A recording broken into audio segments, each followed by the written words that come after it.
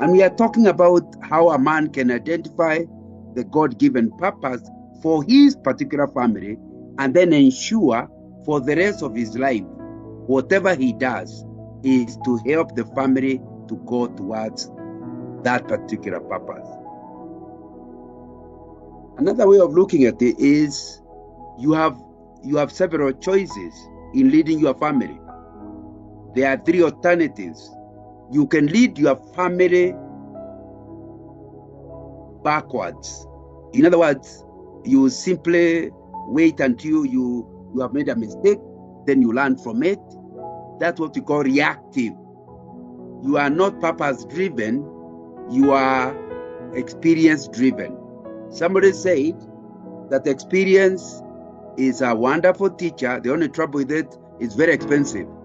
If you wait until you make a mistake and then, let's do it this way, you are not purpose-driven. A purpose-driven person already is clear both where they want to go, the challenges they're likely to face, and how to manage those challenges. But there are families that learn as they go. It's experience that shapes them. But those ones are better than the second type of family, which simply ignores experience. I'm calling it the unchanging family, where there is a way you treat your wife and he gets annoyed, and that doesn't seem to tell you anything. Next week, you again treat her the same way and she gets annoyed. There's a way you treat your son and he doesn't look happy, but you continue the same. It sounds experience does not teach you anything. That's what one of the worst families to be in, where the wife and the husband are not learning anything from experience. And by the way, you would think that that's far-fetched, but many families are like that. When you go, and my wife and I have been involved in marital counseling, I think for the last 25 years or so. And one thing that is certain, you talk to your family, and the problem they had it 5 years ago, they had it 10 years ago, they have had it. So that when you are talking about this type of family, where experience doesn't teach them anything, they just continue in the same way. Actually, they exist, but they go through a very difficult time. So you can see, given that type of family, those who are reactionary, it sounds negative, but they are much better. These ones, at least, if they do something and it doesn't work, they don't repeat it. But today, my emphasis is that those 2 alternative ways of leading your family are not good. The better alternative is to be proactive.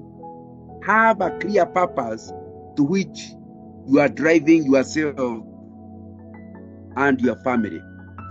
Let me start by saying, for you to know whether your family is running well, or you as a couple are running well, there are 5 key performance indicators that you can use for your family in order to be sure that you're a purpose-driven family. Number 1, you cannot be purpose-driven if you have no spiritual oneness. Because one of the things that the scriptures will emphasize about a Christian family is spiritual oneness. Malachi 2:15 is saying that I made them one. Why one? That they be one in spirit. So it is very important to understand that you cannot be purpose-driven when you don't have spiritual oneness. That's why for those of you who are not yet married, you cannot marry a girl in order to evangelize her. Marriage is not a vehicle for evangelism. You, first of all, verify that she knows the Lord, that you all major doctrines, you are in agreement. If you go into marriage, then you end up with a purpose-driven marriage because you have the same spiritual goal. Your purpose is for both of you to end up in heaven, for your children to end up in heaven, but it all starts with spiritual oneness. And you need to be spending a lot of your time finding out how well are you becoming if you are not yet there. Second one is, KPI is, do you have an agreed family vision and mission is where your wife is pulling to and where you are pulling to, same direction, or you are pulling apart. One wants to go as a missionary to Saudi Arabia, the other one wants to win a green card and go to America. That family will have a very hard time, because almost any time there will be debate, because every decision will be measured in a different way. Is this helping us to win a green card? The other one is, we don't want the green card. We want to go to where people have never heard about Jesus. So it's critical to understand that if you are purpose driven, I can know by the oneness of your vision and mission. In fact, the question is, do you even have a family vision and mission? Do you even know what your wife's vision and mission is? Does she know what your vision and mission is? Have you tried to make them congruent? Have you debated it until now there is an agreed family vision and mission? If you don't, you can't call yourself a purpose-driven family. Thirdly, from the scriptures, companionship is the most important thing. In fact, we read that the reason why the first marriage existed is because God looked and he saw that it was bad, and he said it is bad that a man is alone. I'll create a companion, a suitable helper.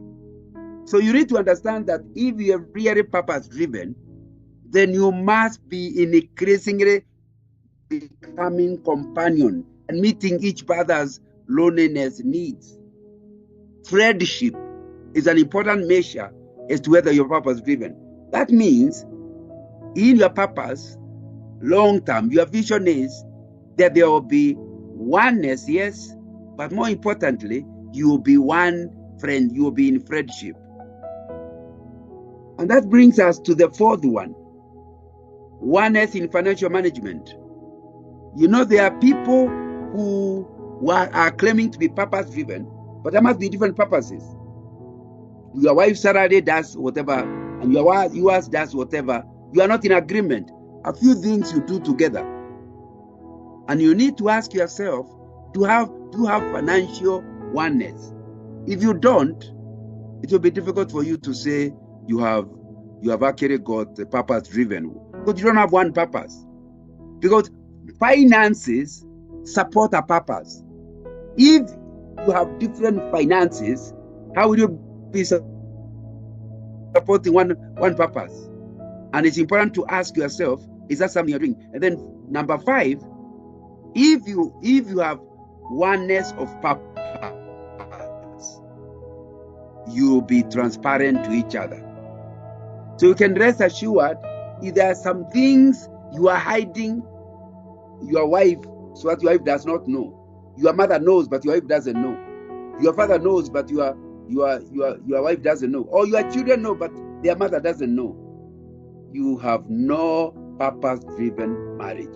Purpose-driven marriage can only be possible when you are open with one another.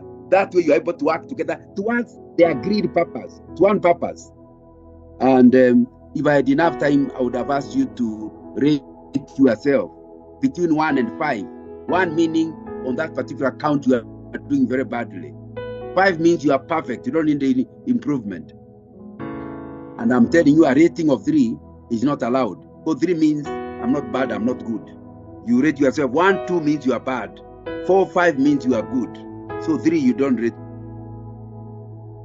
I have given you 5 key performance indicators for a purpose-driven marriage. And I'm telling you, rate your marriage between 1 and 5. 1 meaning 1 and 2 means you are doing badly. 4 and 5 means you are doing well. Don't give yourself a score of 3, because that's that is non-committal. It's not something you want.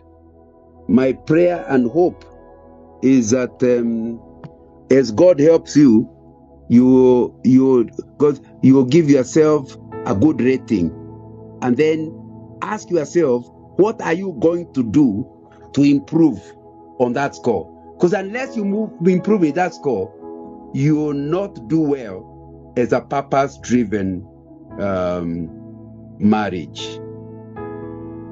And I think that will be very, very, very important for you as a person to do.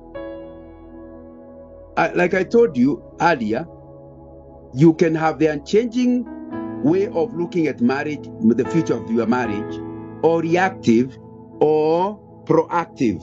And my recommendation is that you are proactive.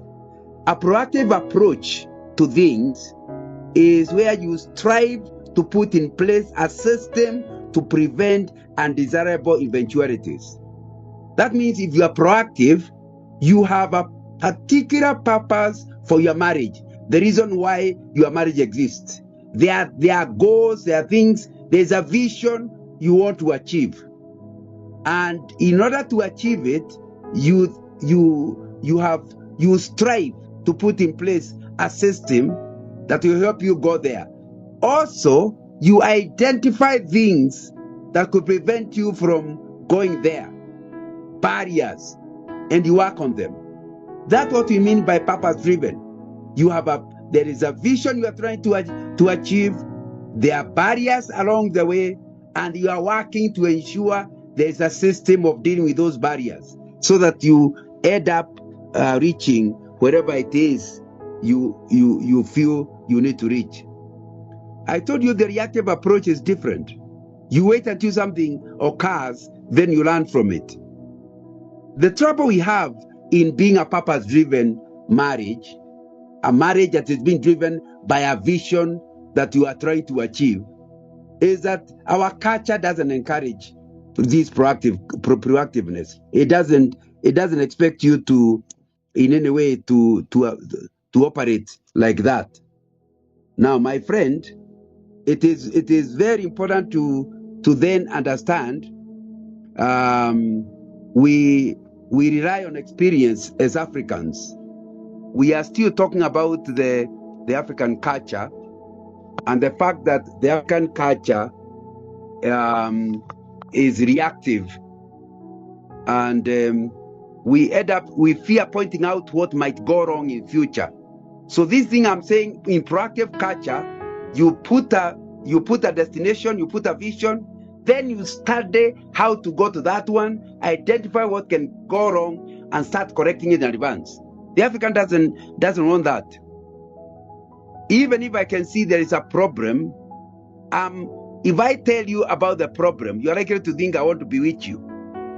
Our culture does not wait until something goes wrong. It's let the owner let it come out with the owner. Let it come out with the owners. That's not purpose-driven.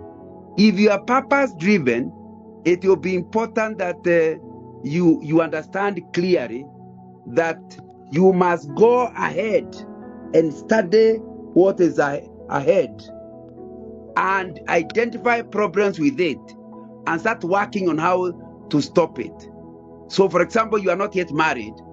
You can look into, if we get married, what are likely to be likely challenge, and you even discuss those kind of challenges before your marriage. I've written a book called Overcoming Marriage Challenges.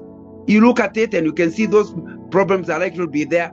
Purpose-driven means in order for us to go to our purpose, these are the likely challenges, and this is how best we can deal with them.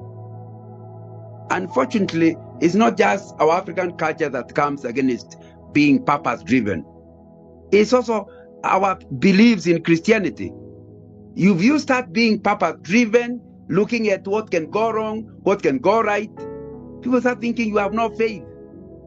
You are trying to arrange a wedding, then you say it might rain. Say you have faith.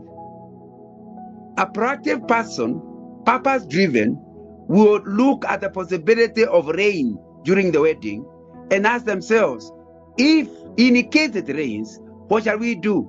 And they'll prepare thoroughly for the rain, because even if it doesn't rain, they will not have wasted their time. And if it rains, the wedding will still run well.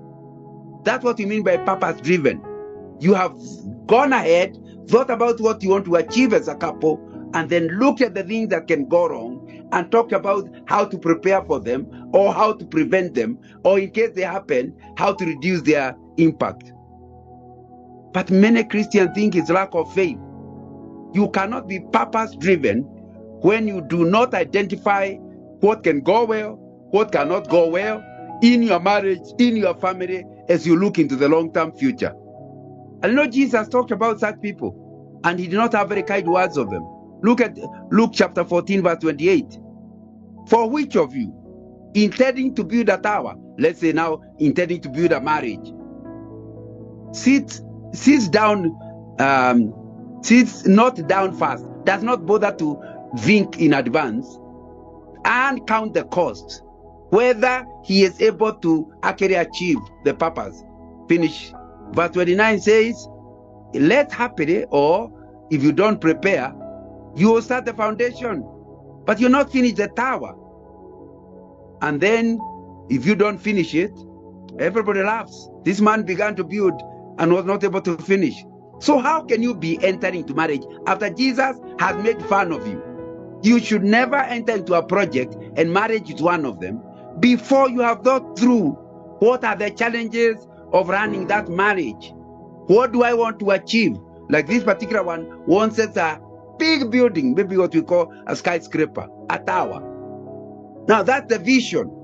But he did not sit down to think about what can go right, what can go wrong, where will I get the resources. And Jesus says, they are going to laugh at you. There's something wrong with you. So our discussion today is the purpose, leading a purpose-driven marriage means you never make a decision until that decision is seen in the light of the long-term purpose, number one, and until you have thought of what can go wrong and how you can prevent it going wrong. And if you can't prevent it going wrong, how you will deal with what goes wrong. You know, in life, being proactive is always better. I mean, because it will be less expensive by preventing the undesirable occurrence. You know, if, for example, you're talking about a wedding and it actually rains on the day, you never thought what to do, you may end up stopping. The rain is so heavy you can't have a wedding, and reaches a certain time, it's night, you may have to postpone the wedding. It's a serious, the consequence of not being proactive can be very bad. Purpose-driven marriage means you cannot take your child to a school and you have only to discover you don't have enough money. And there are many people, some of you can say that your parents did that with you. They put you in an expensive school, they removed you, back to an expensive school, they removed you, because they are not purpose-driven. They haven't thought long-term. So, if you are purpose-driven, you must develop a vision. You must develop a mission.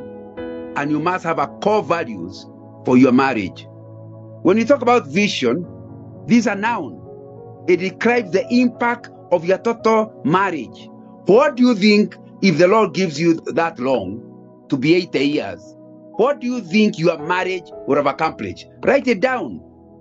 That's the way to develop your vision. And the vision is, what impact will your marriage make on your spouse? What will it have made on your children? What will it have made on the church you are a member of? What will it have made in your professional area? What will it have made in your clan or community? Or if you think you are going to have international impact, what kind of impact will it make? That impact is what we call vision. Vision is a noun, and it is a description of the impact you have made before your marriage ends. And if you think 80 is too young, to make it 90. So I encourage every family to develop a vision statement. And it starts by your wife writing one, then you writing one, and then making sure that you now develop a family one that incorporates both aspects, so that both of you are agreed. Because now we are married, this is the kind of impact we shall make. Some people just move from day to day. They don't even think, children will come, children will live. For many years, we are going to be just the two of us. But if you came to my house, you will not know whether we ever had children. And that's how way you can be. If you marry at 25, the first 20 years there will be children. That means by the age of 45, they may have left home. If you are dying at the age of 85, most of your life, you'll be just the two of you. How do you see your retirement years? All that has to be decided by the time you are beginning your marriage. That's what it means to be purpose driven. You have the end in mind, even as you live today, so that today is advised by what you hope to achieve. Of course, it's not something you think on your own. It's in prayer, because vision is what God has shown you as to what He wants you to accomplish. So vision is a calling. Vision is God-given. It's a result of prayer of the two of you. So you need to develop one. Then live the rest of your life, I repeat, in order to meet it. Having written a vision, you now need a mission. And mission is a verb. Mission is describing what you will do to achieve that vision. What are you as a couple going to do so that you can actually achieve the vision that God has shown you? A mission statement is for example, if your vision is something to us, ensuring that all that come our way know the Lord and glorify Him in their life. If that's your vision, and that's what you see by the age of 80, all these people I've mentioned will be talking about that, then how will you do it? Is it because are you going to be in as a mission statement is involving living a lifestyle of evangelism or something? You need to say, what will you do as a couple that will assist you to achieve that long-term vision? Then thirdly, if you are purpose-driven, you will agree as a couple what your core values are. What are core values? Non-negotiable convictions, non-negotiable beliefs and values. And there shouldn't be more than 6. Because core values are boundaries within which you travel to your vision. That means even if a certain activity would help you to go to your vision, but that activity is breaking your values, you are willing to fail rather than break that value. For example, part of your vision is assisting people financially for them to realize their potential. Oh, then you realize I can do something that will bring in money. But that thing I'm doing is not out of integrity, and my value is integrity. You are willing to fail in achieving your vision rather than break your core values. And they need to be agreed so that your wife knows she can't start asking you to do that in order to achieve the vision, because she knows that are not God's zone. These are the boundaries within which we travel to our vision. Many families don't. So when the husband becomes very excited about something, he says, how could you do that? They should have discussed that in advance. If they are purpose-driven, their vision will be debated and agreed. Their mission will be debated and agreed. Their core values will be debated and agreed. And then once the 3 are agreed, regularly you will review your life to see whether you are moving towards your vision and whether you are actually carrying out your mission and whether you are operating within your values. That's what you mean when you talk about a purpose-driven person. So, what have I been saying? A marriage today must be more proactive than in history. Things are more challenging. We must be more intentional than ever before in our marriages if we are ever going to achieve the God-given vision for our marriage. You and your spouse must have a basic understanding of the kind of marriage you are trying to build long term and what it will take to make it happen. What are the barriers? What are the challenges? It means that you are willing to work together as a couple towards that common purpose. That's why the most important thing in a couple's life is to agree what that purpose is. And for it to happen, you need, since we have said purpose is calling, there is a caller and it's God. It means you as a couple must determine to have fellowship with God. One of your values must be to please God, to have fellowship with Him. And for that to happen, it means you as a couple must agree to have the family altar, study the scriptures together, and understand marriage the way God tells you about it. It's a sacred thing. It's a permanent thing. It's a covenant commitment. You must get back to God's original plan and work His plan for marriage. Because if you are really purpose driven, and we have said purpose is God's calling, then He calls you to have a mission that agreed with the Bible, to have a core values that are biblical. We have to be willing to die to ourselves to achieve that purpose and put our marriage and our mates above our own self-interest. So you'll not be driven by what am I going to get? It is how will this help my marriage now that you are married. According to Rick Warren, who has written The Purpose-Driven Life, although I'm talking about the purpose-driven marriage, it is important that you have a dream. That's what I'm calling purpose. God shows you a dream of what the two have achieved. And Warren says, dreams inspire hope. Thereby, dreams stimulate the brain and mobilize the action center. Once you are clear about where you are going, it will motivate you to put effort into it. Hope is stimulative in planning. And then planning produces behavior designed to move the couple forwards. The end result is positive progress in your marriage relationship. That's why you need that dream. You need that vision. Is the dream equally inclusive for both you and your spouse and your life together? Or is it the husband with a certain purpose and he is pulling the wife along? Or is it the wife with a certain purpose and she is pulling the husband along? It needs to be an agreed one.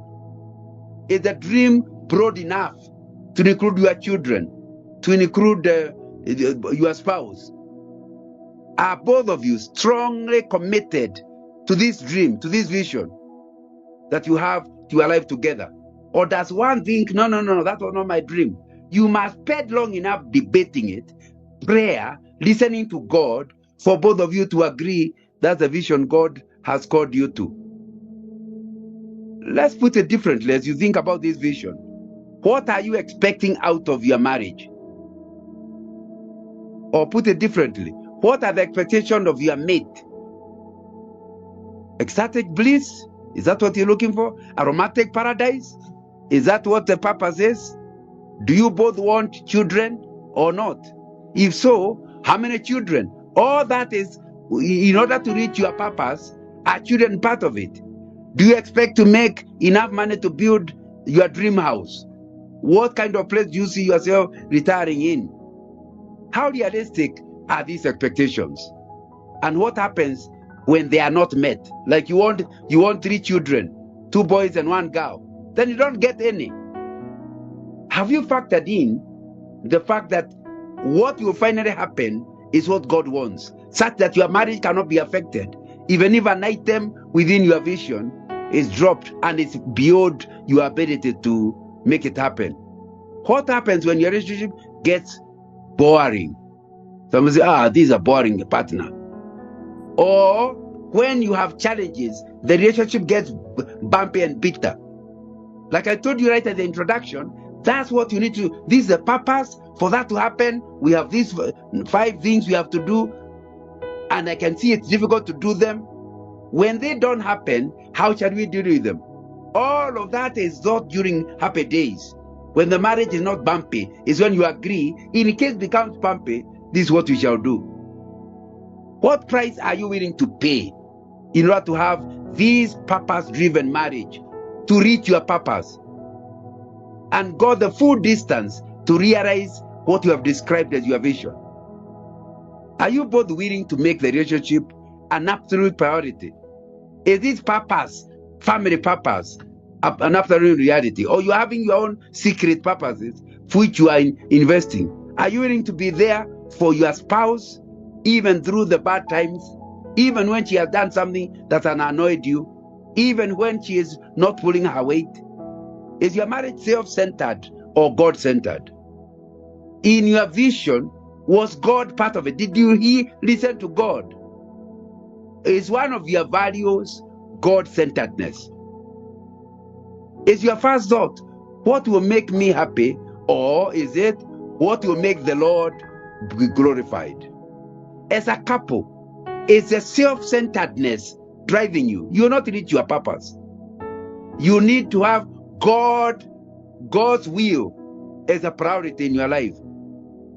What will make the Lord happy and ultimately strengthen my relationship with my spouse is what God has put in our heart. Let's talk about the core values. Do you and your spouse share the same values? This discussion is especially useful for the unmarried. But even if you have been married like me for more than 45 years, it's still an important discussion. What are your wife's values? What are your values? Debate them until they are congruent. Do you have similar religious beliefs? If you don't have the same doctrinal understanding, it will bring trouble with you being purpose-driven or going to the same purpose. What's really important to each of you? If you are not sure what you value, ask yourself, number one, what do I really want to be? What do I really want to be myself? Then you have your answer the same. What do I really want to do? You have your answer the same. What do I really want to have? If you answer those questions, you will see what it is you actually value. That will help you to realize if there is no valid, defined, and acknowledged purpose for your relationship, that chances are you'll have trouble keeping your marriage alive. What keeps a marriage alive is not love, although love is important. It's commitment to a purpose that requires both of you. And you realize you cannot reach that purpose unless you sit together, despite the fact that your spouse is annoying you. But you have a common purpose. It's the same thing in a football team. Those of you interested in football, the fullback may not like the forwards. But if the team is going to win, they accept each other. They may not love each other, but they accept each other and they work together. Of course, if there is love, it will make teamwork much easier. But commitment to the goalpost, getting the ball to the goalpost, will make the team work. And that's what you need to agree with your wife. You have a common purpose to which the two of you are committed. Without a shared dream, a marriage relationship will eventually die. That's why this idea of leading a purpose-driven marriage means you as the leader should put priority on discussing purpose, vision, and mission. A good marriage doesn't just happen by accident. It's a commitment. You as a leader must do the legwork to make it happen. You must also remember, for you to get the same purpose, you don't need a contract. Do you approach your marriage as a contract or a covenant? The Bible clearly reveals that covenant oneness with your mate, oneness that is spiritual, emotional, and physical, is God's ultimate goal and purpose for your marriage. In fact, he says, the two shall become one. In a contract, you don't become one. There are escape clauses. A covenant has no escape clause. It's until death do us part. What do you have? If you are going to be purpose-driven, it must be and since your purpose is long-term, you must need each other right up to old age. If you approach marriage as a covenant, you already have this built-in purpose to please the Lord. Your relationship with your spouse must be a priority. Of course, like relationship with God, and you must be committed to it rather than to your job or to your father or mother. It must be your spouse. That's a priority relationship. Your spouse must be the next of kin, not your mother or your son. If you approach marriage as a contract, however, you are likely to emphasize rules and regulations of the relationship, and then that if you fail to do this, I have an escape clause. Covenants have no escape clause, I repeat. Many self-help books on the market offer practical rules for living with a spouse and promise that if you just follow those rules, you'll have a happy marriage. But keeping the rules is the problem. You need a commitment to the marriage, whether the rules are broken or not. You are willing to go long term. As I got towards finishing, I want to spend a bit of time just asking the question, what are biblical reasons for your marriage? You know, Mark chapter 10 verse 2 to 4 gives you quite a bit of information, but I've run out of time to read. But you should go to marriage as a calling. I'm going to ask conclusion. You should go to marriage as a calling. If you are not called to singlehood, you are called to marriage. Go into marriage because it's not I wanted to marry, it's that God has called me to this life of marriage. Matthew 19:12 talks about some people that are single. And it says some are single because they are born that way. In other words, you cannot consummate your marriage. Even if you wedded, you can't sleep with your wife. So the best thing is don't get married. And the reason you are single is because biologically you can't get married. But others are made that way by men. And others have renounced marriage because of the kingdom of heaven. In other words, God has called you in order to serve him, he has called you to singleness. The one who can accept this should accept it, is what the word is saying. You know, you only achieve your life's purpose via God's calling. And if he has called you to marriage, you will not achieve it by being single. Don't admire single people. Oh, they are so free. No. That's their calling. Yours is to marriage. So you only fulfill your calling by getting married, however challenging that is. So the first thing is, take marriage as a calling. That way, if you go to a calling, and I told you calling is purpose, you will live to meet that calling. You will feel fulfilled when you get an object to receive your gift of happiness. Because you feel God has created you to love others, to help them. And so he has given you somebody in your life. And what makes you happy is not what he does for you, but the fact that he is willing to receive whatever it is you are giving. Even if they do not give anything in return, your calling is to serve a woman. And that's part of the reason why you will stay in marriage, even if your wife is not doing her part. Number 2, please go into marriage as a cure for loneliness. You are committed to ensuring your spouse will never suffer loneliness. Look at Genesis 2:18. And the Lord God said, "It's not good that man should be alone. I'll make him a helper comparable to him." What are we learning here? That one of the reasons for your marriage is to give company. Enjoy giving, not receiving companionship. Enjoy giving companionship, even if the other party may not prove the best company. God gave marriage as the prescription for the disease of loneliness. So one of your greatest failure in a purpose-driven marriage is for your wife to be lonely because you are not available. Why? Because you are preaching. Why? Because you are working, you are spending all your time at work. If you want to be a purpose-driven life, you must restructure your life to be available as a companion. Thirdly, you must understand that you are in marriage, you are getting a teammate. The Bible we have just read says a suitable helper. You have to accept, if it's a teamwork, it's give and take. Adam gave a rib, Eve gave company. Each gave and received.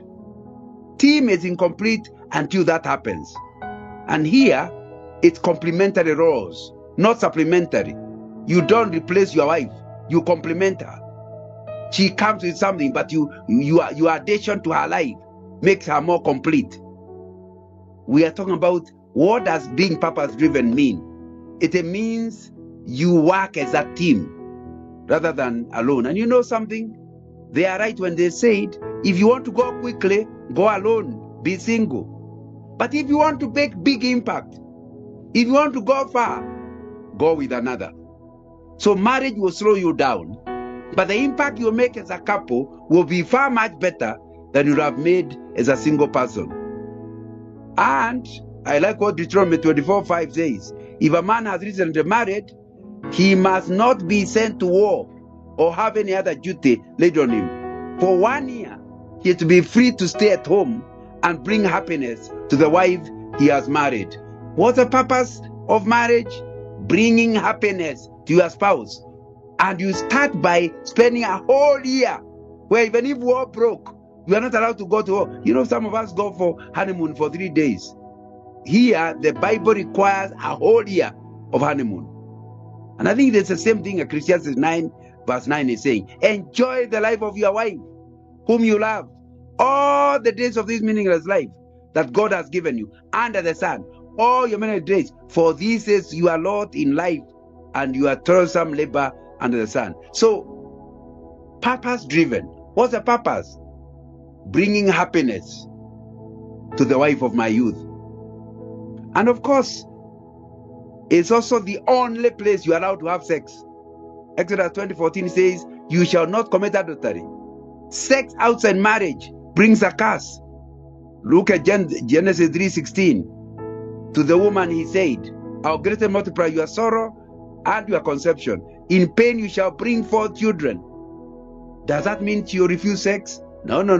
Listen to what the verse says. Your desire shall be to your husband, and he shall rule over you. In other words, there is such a strong pull to each other that irrespective of the many challenges marriage has, it's the only place where you can meet your sexual need. Despite resulting pain, men are irresistibly attracted to their spouses. And that's what you need to understand. You know, the reason why, and I'm finishing now, that your purpose for your marriage is to form a godly team to fight. Just look at Jeremiah 2:15. Has not the Lord made them one? You and your husband and your wife, in flesh and spirit. In other words, you don't just sleep together, that flesh. You need to be one in spirit. You are his. And why one? Because he is seeking godly offspring.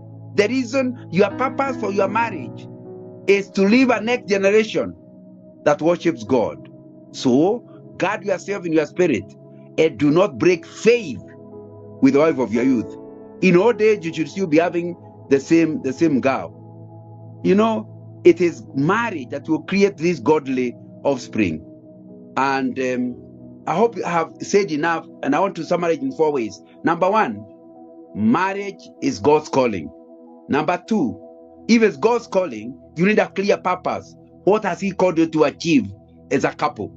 You need to clarify it. And once you know that purpose or vision, then you must say what your mission will be and what are the core values you are going to be involved in. Number 3, you cannot meet that purpose, that a family purpose, unless you are willing to stay in that marriage long term.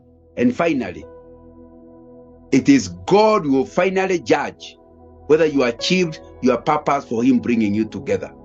But be purpose driven means there are many things other families are doing you will not do, because the only thing that qualifies for you to do as a couple is what helps you to achieve God's calling on your marriage. Thank you very much.